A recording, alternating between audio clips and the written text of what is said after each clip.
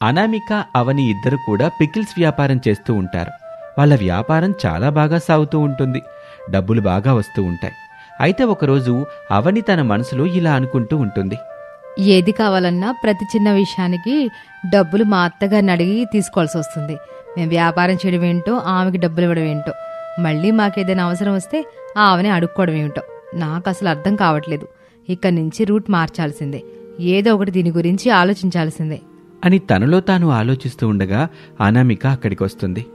అవని, ఇంకా ఏంటి ఆలోచిస్తున్నావు? పచ్చళ్ళు మొత్తం అయిపోయాయి. ఈరోజు పచ్చళ్ళు తయారు చేయాలి. ముందు మార్కెట్కి వెళ్ళి మనకు కావలసిన సరుకులన్నీ తెచ్చుకుందాము పదా. అందుకు అవని సరే అంటుంది. ఇక ఇద్దరూ కలిసి మార్కెట్కి వెళ్తారు. వాళ్ళకి కావాల్సిన చికెను మటను అన్నీ తీసుకుని తిరిగి ఇంటికి వెళ్తారు. ఇక హడావిడిగా పికిల్స్ తయారు చేస్తూ ఉంటారు. తయారీ అంతా పూర్తయిన తర్వాత అనామిక, అవని ఇవన్నీ సర్దుతూ ఉండు, నేను ఇప్పుడే వస్తాను. సరే అక్క అని వాటిని సర్దుతూ ఉంటుంది అవని. అప్పుడే ఆమెకు ఒక ఆలోచన వస్తుంది. వెంటనే లోపలికి వెళ్ళి వేరే పాత్రను తీసుకొచ్చి కొంచెం పచ్చడిని ఆ పాత్రలో పెట్టేసి ఏమీ తెలియనట్టుగా తన గదిలో పెట్టి తిరిగి వస్తుంది. ఇక అక్కడ ఉన్న పచ్చళ్ళన్నీ సర్దుతూ ఉంటుంది. అదంతా పూర్తయిన తర్వాత అనామిక, సరే నేను షాప్కి వెళ్తాను, నువ్వు కూడా త్వరగా వచ్చేసే. సరే అక్క అంటుంది అవని.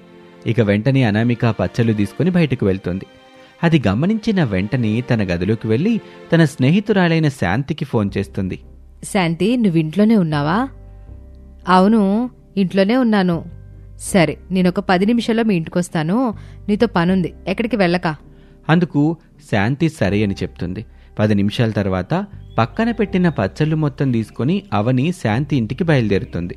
ఇక ఇదిలా ఉండగా అనామిక అక్కడ అవని కోసం ఎదురు చూస్తూ ఉంటుంది. ఇంతలో అక్కడికి కస్టమర్లు రావడంతో ఆమె ఆ హడావిడిలో పడిపోతుంది. అవని తన స్నేహితురాల దగ్గరికి వెళ్తుంది.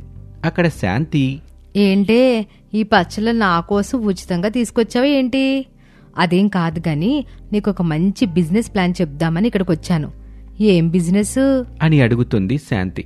అప్పుడు అవని, ఏం లేదు, ఈ పచ్చళ్ళతో నువ్వు ఆన్లైన్లో బిజినెస్ చేసుకో. అందులో వచ్చే దాంట్లో 40% నీకు, 60% నాకు. ఏమంటావు? ఇదేదో బాగానే ఉందిగా. సరే అంటాను, ఇంకేమంటాను. అయితే ఇప్పుడు అమ్మే రేట్లకి అదనపు రేట్లేసి అమ్ము, అప్పుడే మనకి బాగా లాభం వస్తుంది. అలాగే వాట్సాప్ నెంబర్ నాదే ఇవ్వు, నీ ఫోన్లో కూడా అదే లాగిన్ చేసుకో. ఇద్దరం ఒకే నెంబర్ యూజ్ చేద్దాం. బిజినెస్ చేయి. కొందరు కస్టమర్లతో నేను మాట్లాడతాను, కొందరితో నువ్వు మాట్లాడొచ్చు. అందుకు శాంతి సరే అంటుంది. అవని తనకి జాగ్రత్తలు చెప్పి రేట్లు కూడా చెప్పి నెలకు 2 సార్లు ఇలా ఇచ్చి వెళ్తానని కూడా చెప్పి అక్కడి నుంచి అనామిక దగ్గరికి వెళ్ళిపోతుంది. ఏమైందవని, ఇంతవరకు ఎక్కడికి వెళ్ళావు? అందుకు అవని ఏదో సాకు చెప్తుంది. ఇక ఇద్దరు వ్యాపారం చేసుకుంటూ ఉంటారు. ఇలా రోజులు గడుస్తూ ఉన్నాయి. శాంతి చేస్తున్న బిజినెస్ కూడా బాగా సాగటంతో ఆన్లైన్లో పచ్చళ్ళ వ్యాపారం బాగా ఉంటుంది. దాని నుంచి వచ్చిన డబ్బుని శాంతి అవని ఇద్దరు కూడా తీసుకుంటూ ఉంటారు. అవని ఆ డబ్బు మొత్తం ఎవరికీ తెలియకుండా దాచిపెడుతూ ఉంటుంది. ఇలా రోజులు గడుస్తూ ఉంటాయి. ఒకరోజు అవని అనామిక ఇద్దరు వాళ్ళ పికిల్స్ షాప్లో ఉండగా శాంతి నుంచి ఫోన్ వస్తుంది. అవని ఫోన్ రాగానే పక్కకెళ్తుంది. అక్కడ ఫోన్ మాట్లాడుతూ, ఏంటి శాంతి ఈ టైంలో ఫోన్ చేసావు? ఏదైనా ఉంటే కనుక మెసేజ్ చేయొచ్చు కదా. నీకెన్ని మెసేజ్లు చేశాను, నువ్వేమో ఆన్లైన్లో లేవు, అందుకే ఫోన్ చేశాను. చూడు, చాలామంది కస్టమర్లు చికెన్ పికిల్స్ చాలా రేట్లున్నాయి అని చెప్పి వద్దంటున్నారు. మరికొందరైతే వాళ్ళు ఇష్టం వచ్చినట్టు మాట్లాడేస్తున్నారు. వాళ్ళందరికీ సమాధానం చెప్పలేకపోతున్నాను. కానీ ఎందుకైనా మంచిది మనం రేట్లు కొంచెం తగ్గించేయడం మంచిది అనుకుంటా.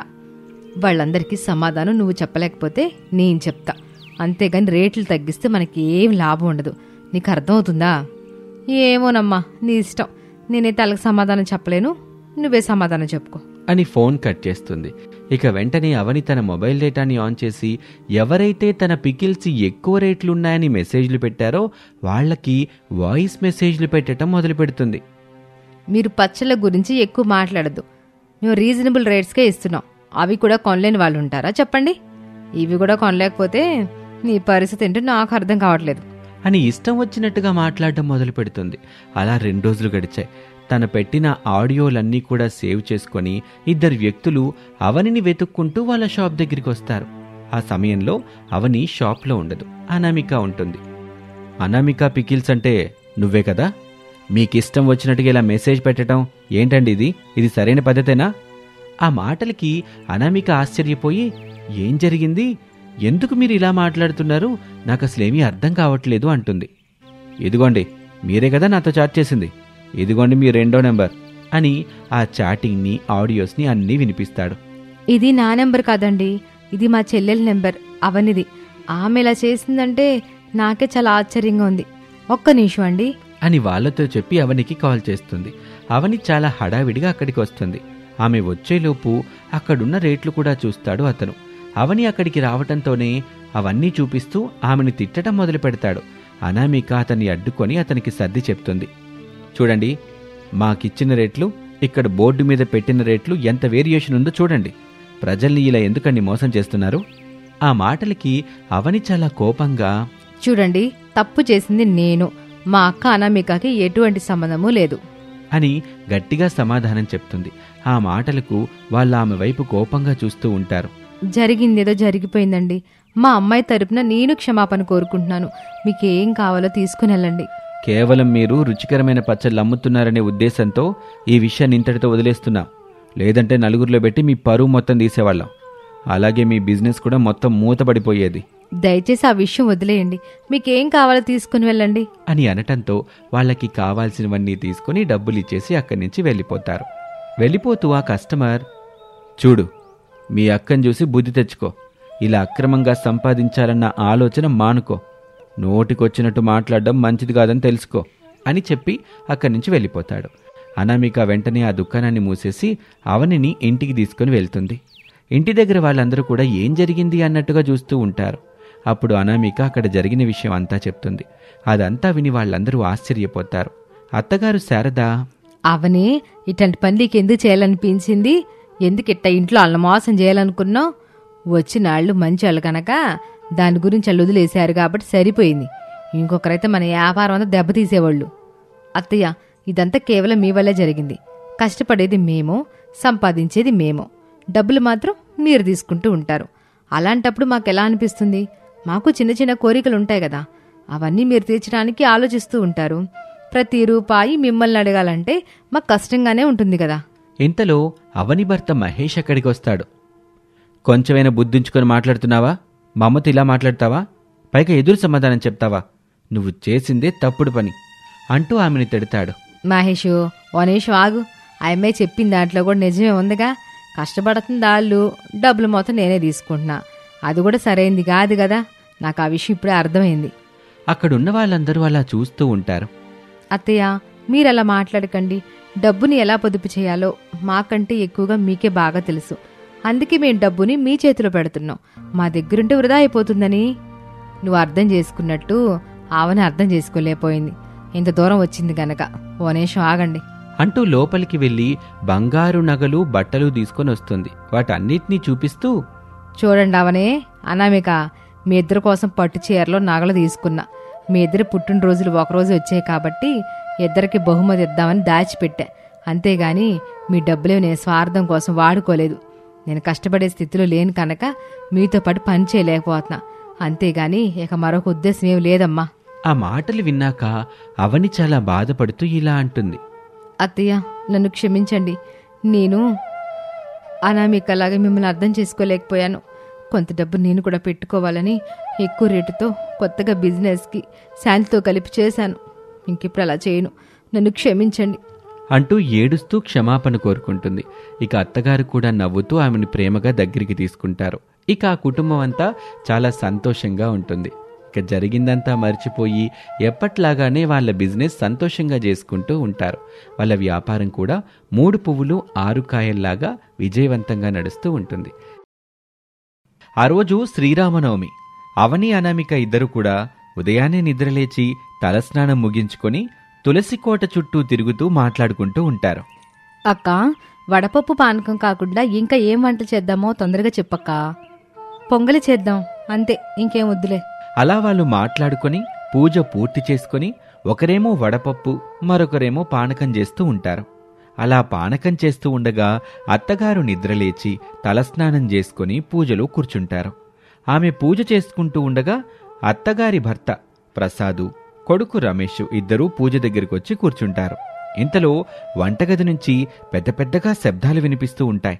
అవని, అనామిక ఇద్దరూ తిట్టుకుంటూ ఉంటారు. రమేష్, ఒకసారి వంటగది వైపు వెళ్ళరా. అవనీను అనామిక గొడవ పడుతున్నారేమో చూడు. తల్లి చెప్పిన మాటలకి రమేష్ వెంటనే వంటగదికి వెళ్తాడు. వాళ్ళిద్దరూ నిజంగానే గొడవపడుతూ కనిపిస్తారు. ఏం జరిగింది? ఎందుకు మీరిద్దరు ఇలా గొడవపడుతున్నారు? బావగారు, నేను వడపప్పు తయారు చేశా. అక్కేం పానకం చేసింది. ఇంట్లో వాళ్ళందరూ పానకాన్నేమో ఇష్టంగా తాగుతారంట. వడపప్పు ఎవరు తినరంట. తను కొంచెం తక్కువ చేయంటుంది. ఆ మాట నిజమే కదండి, ఎక్కువగా పానకవే కదా తాగుతారు. అదిగో మళ్ళీ అదే మాట అంటున్నావు అక్క అని ఇద్దరూ మళ్లీ గొడవపడుతూ ఉంటారు. రమేష్ వాళ్ళ గొడవని కొంచెం పక్కన పెట్టమని చెప్పి వాళ్లతో, అన్నట్టు ఇంతకీ మీరు చేసిన వడపప్పు పానకం ఎక్కడా? నాకు కనిపించట్లేదు. ఆ మాటలకి అవని అనామిక ఇద్దరు ఒకరి ముఖం ఒకరు చూసుకుంటారు. వడపప్పు పానకం ఎక్కడంటే ఒకరి ముఖం ఒకరు చూసుకుంటారు. ఏం జరిగింది అంటే బావగారు, పానకంలో బెల్లం మిరియాల పొడి సరిపోయిందో లేదోనని రుచి చూడమని చెప్పి అక్కకు గ్లాస్ ఇచ్చింది. నాకు ఒక గ్లాస్కి ఏం అర్థం కాలేదు. ఇంకో గ్లాస్ తీసుకున్నాను. అందులో కొంచెం మిరియాల పొడి తక్కువైంది. అక్కను కూడా ఒకసారి తాగక్క అన్నాను. అక్క 2 గ్లాసులు తాగింది. అలా బెల్లం ఒకసారి, మిరియాల పొడి ఒకసారి, ఏ తక్కువైంది అర్థం చేసుకుందామని తాగుతూ ఇలా చివరికి మొత్తం అయిపోయింది బావగారు అంటూ అవని జరిగిన విషయం మొత్తం చెప్తుంది. మరి వడపప్పు ఎవరు తిన్నారు అన్నారు కదా? వడపప్పు ఎవరు తినరు అని, మరి అదెందుకు అయిపోయింది? వడపప్పు ఎవరు తినరు కదా, నువ్వెంత రుచిగా చేసావో చూద్దామంటూ నేను కొంచెం, అవని కొంచెం తిని అది కూడా మొత్తం తినేసామండి అని అనామిక కూడా విషయం చెప్తుంది. ఆ మాటలు వినగానే రమేష్కి బాగా కోపం వస్తుంది. పండగ రోజు ఇలాంటి పనులు చేసినందుకు మిమ్మల్ని ఏం చేయాలో నాకు అర్థం కావట్లేదు. ఈ పనులన్నీ ఆపేసి మర్యాదగా పూజ దగ్గరకు వచ్చి కూర్చోండి. అమ్మ పానకం వడపప్పు ప్రసాదంగా చేసింది. వాళ్ళిద్దరూ ఓ అత్తయ్య గారు ముందే చేశారా అని పదండి అంటూ అందరూ కలిసి పూజ దగ్గర కూర్చుంటారు. ఇంతలో నవ్య, భవ్య, హరీషు ముగ్గురు అక్కడికొచ్చి పూజ దగ్గర కూర్చుంటారు. మరికొంత సమయానికి పూజ పూర్తవుతుంది. అందరికీ కొంచెం వడపప్పు పానకం అందిస్తుంది అత్తగారు శారద. ఇక పూజ పూర్తయిన తర్వాత, అమ్మాయిలు తొందరగా వంట సిద్ధం చెయ్యండి. మన వీధిలో శ్రీరామనవమికి పందిరేశారు. వెళ్ళి సీతారాముల వారిని దర్శించుకుని వద్దాం. ఆ మాటలు వినగానే కోడళ్ళిద్దరూ చాలా సంతోషపడతారు. అప్పుడు అనామిక తన మనసులో, అయితే ఈరోజు అక్కడ పానకం వడపప్పు పెడతారు, చాలా బాగుంటాయి. అవును, అక్కడ పానకం వడపప్పు పెడతారు, చాలా బాగుంటుంది. త్వరగా వెళ్ళలేదంటే అవి కూడా అయిపోతాయి అని వాళ్ళిద్దరూ అనుకుంటారు. కొంత సమయానికి కుటుంబం అంతా కలిసి వారి వీధిలో ఉన్న శ్రీరాముని పందిరి వద్దకు వెళ్తారు. అక్కడ అందరూ కూడా భజనలు చేస్తూ ఉంటారు. వీళ్ళు కూడా అక్కడికి వెళ్లి భజనలో పాల్గొంటారు. అక్కడ భజనలో పాల్గొన్న తర్వాత అనామిక, అవని ఇద్దరు కూడా పానకం వడపప్పు కోసం వచ్చాము అన్న సంగతి మర్చిపోయి పూర్తిగా భక్తి పారవస్యంలోనే మునిగిపోతారు. శ్రీరామ శ్రీరామ అంటూ జపం చేసుకుంటూ ఉంటారు. అదంతా చూస్తున్న శారద చాలా ఆశ్చర్యపోతుంది. చూస్తూ ఉండగానే పూజ పూర్తయిపోతుంది. అనామిక, అవని ఇద్దరు కూడా అక్కడికొచ్చిన వాళ్ళందరికీ పానకం వడపప్పు అందిస్తూ ఉంటారు. అలా కొంత సమయానికి అక్కడి కార్యక్రమం అంతా పూర్తయిపోతుంది. వాళ్ళిద్దరూ కూడా చాలా సంతోషంగా ఇంటికి తిరిగొస్తారు. అవని, నిజానికి నేను ఈరోజు పందిరి వద్దకు వెళ్ళడం కేవలం పానకం కోసం, వడపప్పు కోసమే. కానీ ఎందుకో తెలీదు, ఉన్నట్టుండి నాలో ఏం జరిగిందో ఏమో నా మనసంతా దేవుని మీద లగ్నం అయిపోయింది. శ్రీరామ శ్రీరామ అంటూ జపం చేయడం మొదలు పెట్టేశాను. నేను కూడా అక్క కేవలం వడపప్పు పానకం తీసుకుందామనే వెళ్ళాను. ఏం జరిగిందో ఏమోనక్క, నేను కూడా శ్రీరామ శ్రీరామ అంటూ జపం చేయడం మొదలుపెట్టాను. వీళ్ళిద్దరి మాటలు వింటున్న శారద ఇలా అంటుంది. ఆ హనుమంతుడు మీలోకి పోయినట్టున్నాళ్లే. అందుకే మీరు ఆ శ్రీరాముని దలుచుకుంటూ భక్తి పరవశులైపోయారు. ఏదేమైనా నాకు చాలా సంతోషంగా ఉంది. మీరు అక్కడుండి పనిచేశారు, అందరు మీ గురించి చెప్పుకుంటున్నారు, వచ్చిన వాళ్ళందరికీ సకల మర్యాదలు చేశారు అని. వాళ్ళు కూడా ఆ మాటలు విని చాలా సంతోషపడతారు. మాకు పుణ్యం అయితే వచ్చింది, కానీ ప్రసాదం తీసుకుంటే ఇంకా పుణ్యం వచ్చేదని మనసులో మాత్రం అలాగే ఉండిపోయింది. నా మనసులో కూడా అలాగే ఉండిపోయింది. కానీ ఏం చేస్తాం, భగవంతుడు మనకి ఎంతవరకు పుణ్యం ఇవ్వాలనుకుంటే అదే జరుగుతుంది కదా అని వాళ్ళిద్దరూ మాట్లాడుకుంటూ ఉండగా ఇంటి పెరట్లో ఏదో పెద్ద శబ్దం వినిపిస్తుంది. అమ్మాయిలు, ఏంటో ఆ శబ్దం, ఇల్లు చూసి రండి అని అత్తగారు అనటంతో తోటికోడలిద్దరూ కూడా పెరట్లోకి వెళ్తారు. అక్కడ చెట్టు మీద ఒక కోతి కూర్చుని ఉంటుంది. పెరట్లో పానకంతో నింపిన 2 బాటిల్స్ ఉంటాయి. దాన్ని చూసి ఆ తోటికోడలిద్దరూ ఆశ్చర్యపోతారు. పానకంలాగుంది ఈ బాటిల్లు. అవని, ఇందులో పానకం ఉంది. ఆంజనేయుడు మనకివ్వడానికి వచ్చాడా అవునక్క, స్వయంగా ఆంజనేయుడే మనకి ఆ శ్రీరాముని ప్రసాదం ఇవ్వడానికి వచ్చాడు అని వాటిని తీసుకొని జై శ్రీరామ్ అని పెద్ద పెద్దగా పలుకుతూ ఉంటారు. ఆశ్చర్యంగా అక్కడున్న కోతి జై శ్రీరామ్ అంటూ మాయమైపోతుంది. అది చూసి వాళ్ళు చాలా సంతోషపడతారు. ఆశ్చర్యంతో కేకలు వేయటం మొదలు పెడతారు. ఇంతలో ఇంట్లో ఉన్న వాళ్ళందరూ కూడా పెరట్లోకి వస్తారు. ఏం జరిగిందని కంగారుగా అడుగుతారు. వాళ్ళు జరిగిన విషయం చెప్తారు. ఆ శ్రీరాముడు ఆంజనేయుడిని మన మధ్యకి పంపించాడు. చాలా సంతోషం. ఆ పానకం అందరికి పంచండి అని అత్తగారు చెప్పటంతో అందరికీ పానకం పంచింది. అది చాలా అద్భుతంగా ఉంటుంది. అమ్మా, ఇది చాలా బాగుంది. ఇందాక మేము తాగిన దానికంటే ఇది బాగుందమ్మా. అవునమ్మా, నిజంగానే చాలా అద్భుతంగా ఉంది. వాళ్ళ ఆ మాటలకి సంతోషపడుతూ స్వయంగా హనుమంతుడే మన కోసం తయారు చేసుకొచ్చాడా అన్నట్టుగా మాట్లాడుకొని అందరూ సంతోషంగా తిరిగి ఇంట్లోకి వెళ్తారు. వాళ్ళందరూ కూడా ఏ సంవత్సరము లేనంత సంతోషాన్ని ఈ సంవత్సరం పొందాము అని చెప్పుకుంటూ ఉంటారు. నిజమే, పోయిన ఏడాది మీరేం చేశారో గుర్తుందా? ఓసారి గుర్తు తెచ్చుకోండి అని అత్తగారు అనటంతో వాళ్ళేం చేశారో గత ఏడాది గుర్తు తెచ్చుకుంటారు. అప్పుడు అనామిక అవని ఇద్దరు కూడా హరీష్తో ఇలా అంటారు. హరీష్, పందిరి దగ్గర పానకాన్ని వడపప్పుని ఇస్తారు. నువ్వు ఈ డబ్బా తీసుకునిళ్ళు. వాళ్ళు పానకం పోస్తారు, వడపప్పు ఇస్తారు. వాటిని తీసుకొచ్చి మాకు ఇవ్వు. సరే అమ్మా అని చెప్పి వాటిని తీసుకెళ్లి పానకం వడపప్పు తీసుకొచ్చి తిరిగి తల్లికిస్తాడు హరీష్. అనామిక వాటిని తీసుకొని హరీష్తో, హరీష్ వెళ్ళి చొక్కా మార్చుకునిరా. మళ్ళీ డబ్బా ఇస్తాను. మళ్ళీ వెళ్ళి పానకం తీసుకొద్దు గాని. అక్క ఈసారి పెద్దది వక్క, చాలా తీసుకొస్తాడు. అందుకు అనామిక కూడా సరే అంటుంది. అలా పానకం వడపప్పు కోసం పిల్లాన్ని పందిరి వద్దకు మళ్లీ పంపిస్తారు. పాపం హరీష్ తన తల్లి చెప్పినట్టు చేస్తూ ఉండటంతో అక్కడున్న వాళ్ళందరూ అతన్ని తిడుతూ ఎన్నిసార్లు వస్తావరా అని అంటూ ఉంటారు. అదే విషయం హరీష్ అనామికతో చెప్తాడు. అమ్మా, వాళ్ళని చాలా మాటలు అంటున్నారమ్మా. మళ్ళీ ఎందుకు వస్తున్నావని అంటున్నారు. నేను వెళ్ళనమ్మా. అక్క ఈసారి నవ్యాను కానీ భవ్యాన్ని కానీ పంపించు. అనామిక సరే అని చెప్తుంది.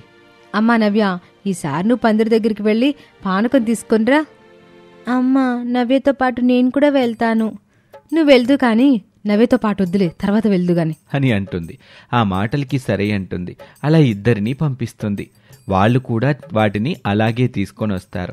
ఇక అదంతా అయిపోయిన తర్వాత అవని అనామిక ఇద్దరు కూడా ముసుగేసుకొని వేరువేరు రంగుల చీరలు కట్టుకొని ఓ 3 సార్లు పానకం తెచ్చుకొని ఆ రోజు మొత్తం తాగుతారు. ఆ రోజు ఎలాంటి ఆహారము తీసుకోలేదు వాళ్ళు. ఆ తర్వాత రోజు విపరీతమైన కడుపు నొప్పి. ఆ కడుపు నొప్పితో బాధపడుతూ ఉంటారు.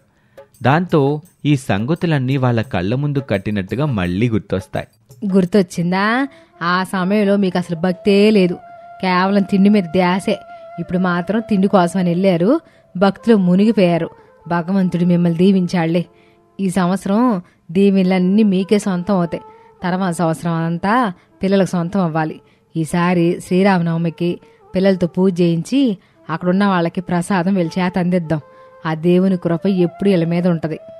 ఆ మాటలకి అనామిక అవని ఇలా అంటారు. అవునత్తయ్య, అలాగే చేయాలి. అప్పుడు చేసిన తప్పుకి భగవంతుని ఇప్పుడు క్షమాపణ కోరుకుంటున్నాం. మా నుంచి ఎలాంటి పొరపాటు జరగదు. ప్రతి సంవత్సరం నియమనిష్టలతో శ్రీరామనవమి జరుపుతాము అని. ఈసారి శ్రీరామనవమికి ఖచ్చితంగా నేను పాపను బాబును ఎత్తుకునేలాగా భగవంతుడు నన్ను దీవిస్తాడు. ఆ మాటలకి శారద, అవునమ్మా, ఖచ్చితంగా భగవంతుడు నిన్ను దీవిస్తాడు. ఈసారి మన ఇంట్లో నూతన వ్యక్తితో ఖచ్చితంగా శ్రీరామనవమిని జరుపుకుంటాం. అవును, చెల్లి గాని తమ్ముడు గాని వస్తారు. మేము తనతో బాగా ఆడుకుంటాము. నవ్య భవ్య కూడా అదే మాట అంటూ కేకలు వేస్తూ ఉంటారు. ఇక అందరూ ఇలా అనుకుంటూ ఉంటే ఆ కుటుంబం చాలా సంతోషపడుతుంది. ఇక భగవంతుని దీవెనలతో ఆ రోజు పూర్తయిపోతుంది. కుటుంబం అంతా మరొక్కసారి శ్రీరామనవమి త్వరగా వస్తే బావుండు అనుకుంటూ మళ్లీ నవమి కోసం ఎదురు చూస్తూ ఉంటారు.